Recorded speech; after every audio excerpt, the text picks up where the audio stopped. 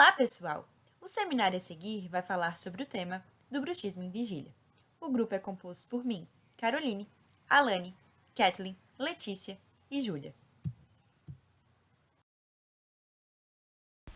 Bom, no primeiro momento, vale evidenciar que existem dois bruxismos diferentes: o bruxismo do sono, que acontece com o indivíduo dormindo, e o bruxismo em vigília, que acontece com o indivíduo acordado.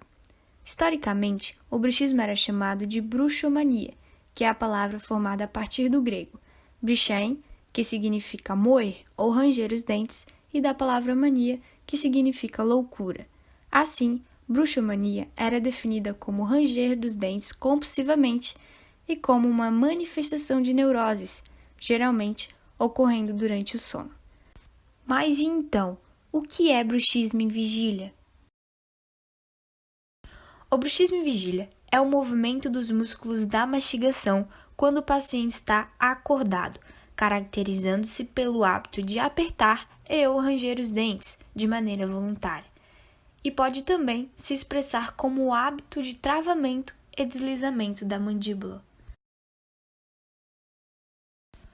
Morder canetas ou lápis, lábios, língua, mucosa da bochecha e até mesmo chupar os dedos são hábitos viciosos que entram no bruxismo em vigília.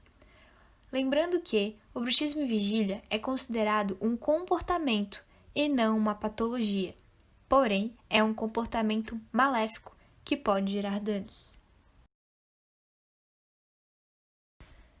É a atividade parafuncional que mais acarreta danos deletérios ao sistema estomatognático, causando desgaste dental excessivo, danos aos tecidos periodontais, articulações temporomandibulares e músculos. Agora vamos falar um pouquinho sobre classificação. O bruxismo em vigília pode ser classificado em possível, provável ou definitivo. Será possível quando o diagnóstico se dá apenas pelo autorrelato do paciente. Será provável quando o diagnóstico se dá pelo exame clínico, evidenciando desgaste de alguma restauração com ou sem autorrelato positivo.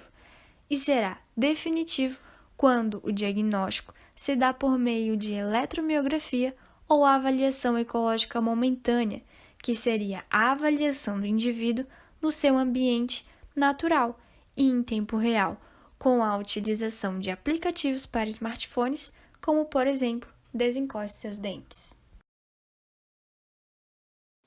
Agora que já sabemos o que é o bruxismo em vigília e quais suas classificações, vamos às causas. A etiologia do bruxismo é complexa e ainda não é totalmente conhecida. Porém, o que se sabe é que o bruxismo possui causas multifatoriais.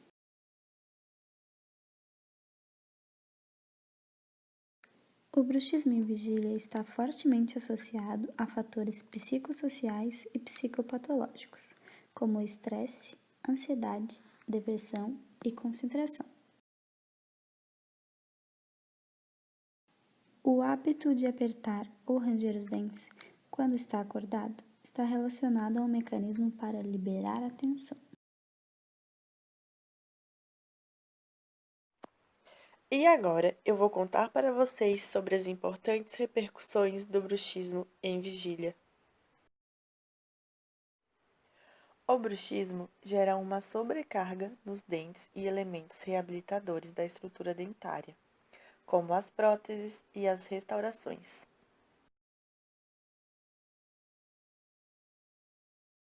E você sabia que o hábito de apertamento e ou rangimento dos dentes pode interferir na longevidade dos tratamentos restauradores e protéticos?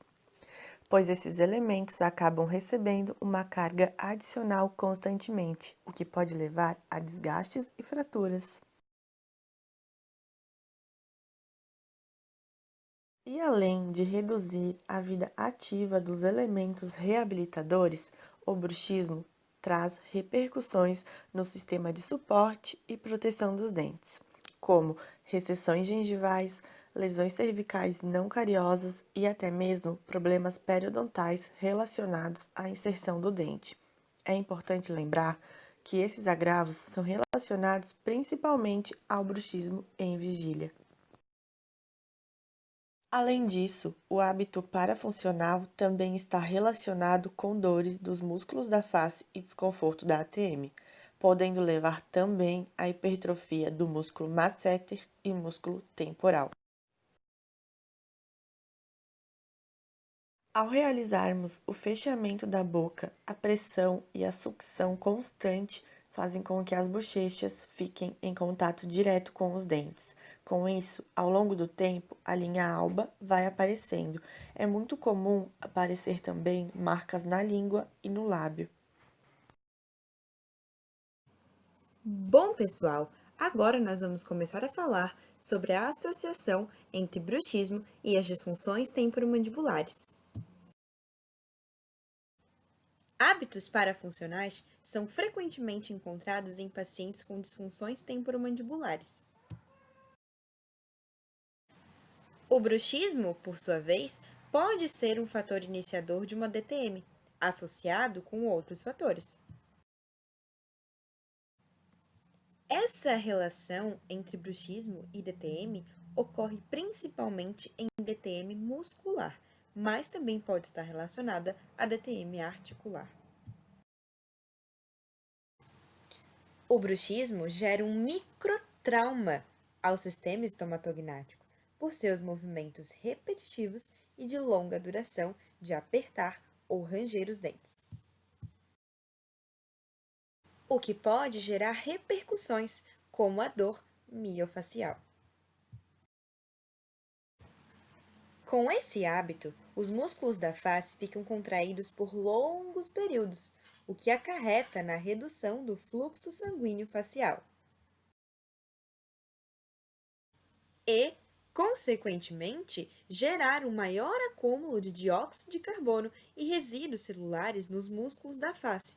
Dessa forma, a dor orofacial pode aparecer, assim como espasmos, fadiga muscular, cefaleias e dor na região da TM. Segundo o Archers, 2019, pacientes com bruxismo em vigília têm até 11 vezes mais chances de apresentarem DTM.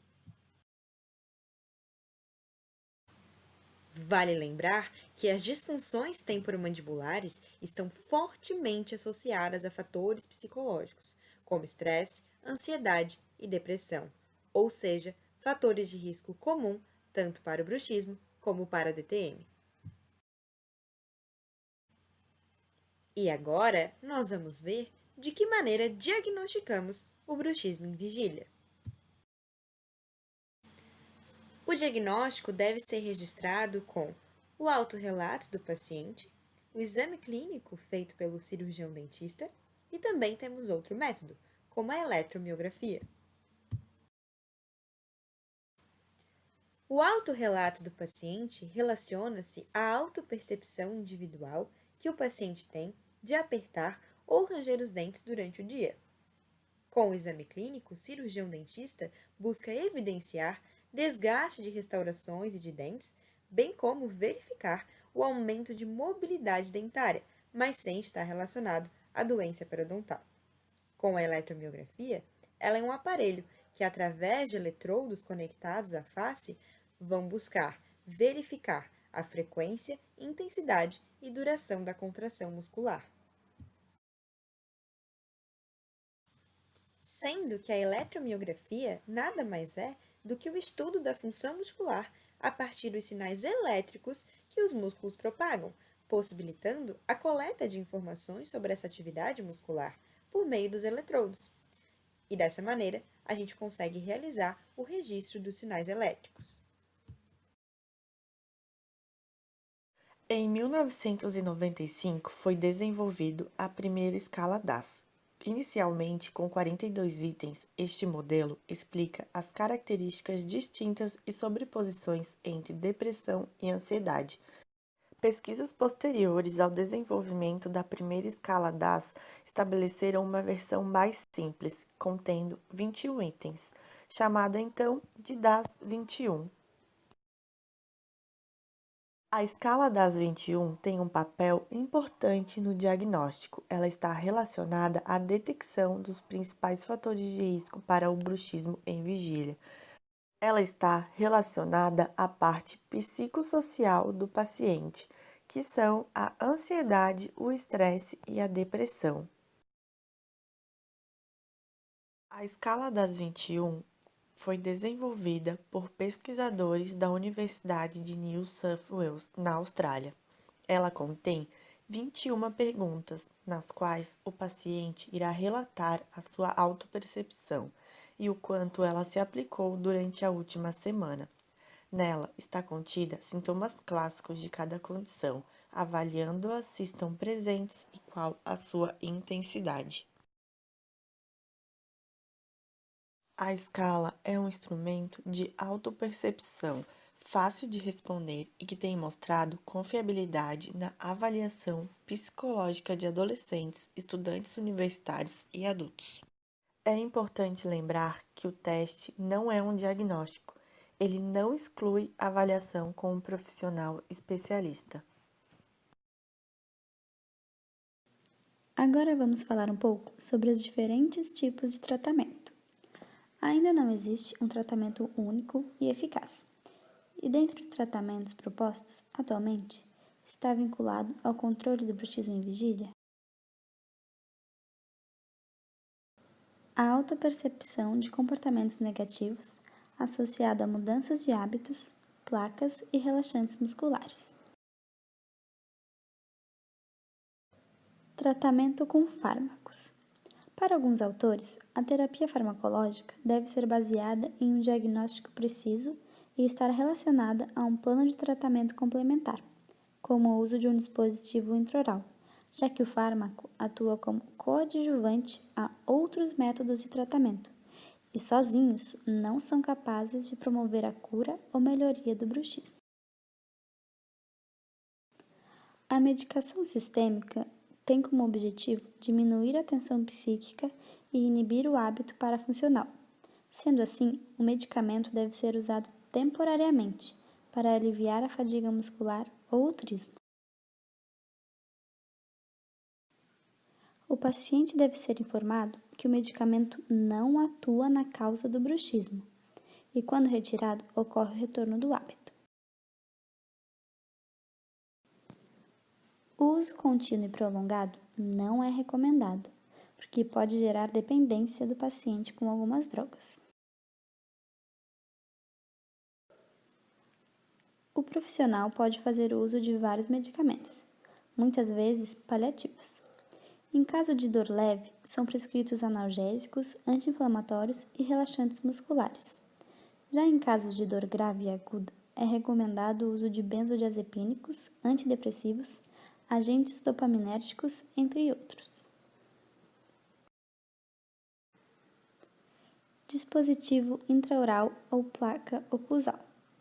É um dispositivo interoclusal removível que recobre todos os dentes de uma arcada, geralmente da superior.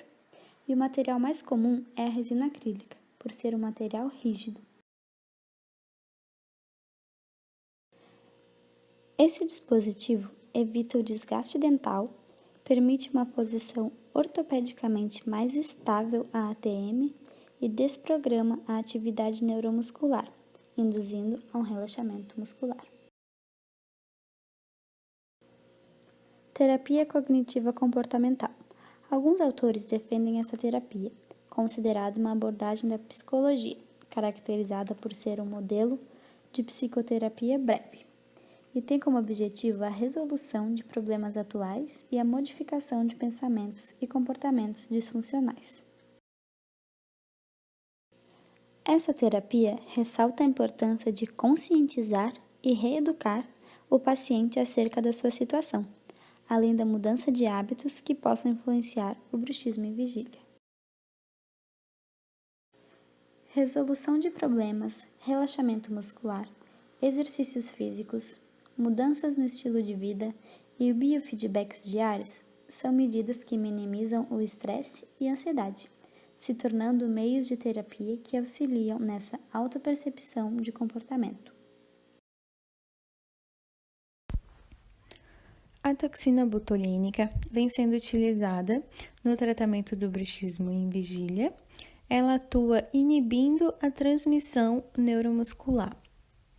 Isso justifica sua aplicação clínica, pois alguns estudos recentes indicam que o bruxismo tem uma etiologia multifatorial, que é mediada pelo sistema nervoso e autônomo central, que regulam a atividade motora dos músculos mastigatórios.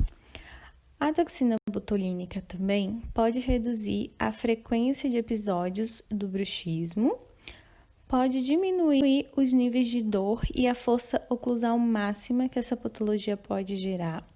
No entanto, é importante salientar ao paciente quanto à duração da terapêutica, pois o efeito da toxina botulínica sobre o músculo ele é limitado e geralmente dura de 3 a 6 meses, ou seja, após esse período é necessário fazer uma nova aplicação. No tratamento dentário, a principal intervenção clínica deve ser voltada para a proteção do dente, minimizando consequências do apertamento ou ranger dos dentes, aliviando as dores e promovendo uma maior qualidade do sono. E quais seriam essas técnicas de tratamento dentário? Elas podem ser um ajuste ou um desgaste oclusal, pode ser também restaurações das superfícies dentárias, por exemplo, quando a gente tem uma DVO que está alterada e há a necessidade de uma reconstrução oclusal, quando temos lesões como abfração e recessão gengival, que é necessário restaurar essa superfície. E alguns autores consideram que o tratamento ortodôntico ele pode ser indicado, mas que ainda é necessário mais estudos para comprovar a sua eficácia no tratamento do bruxismo.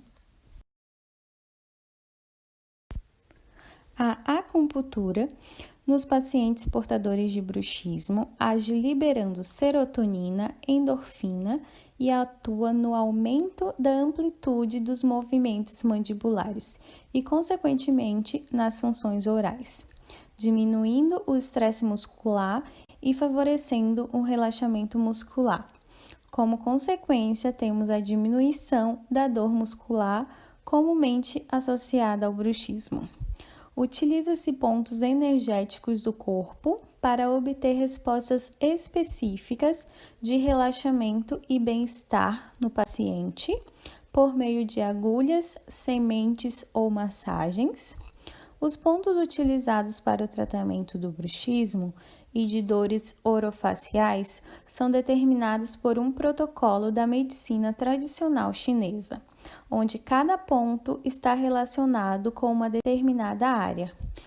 Por exemplo, o ponto TA17, que é o ponto em que o lóbulo da orelha toca o pescoço, tem função de relaxar os tendões e músculos.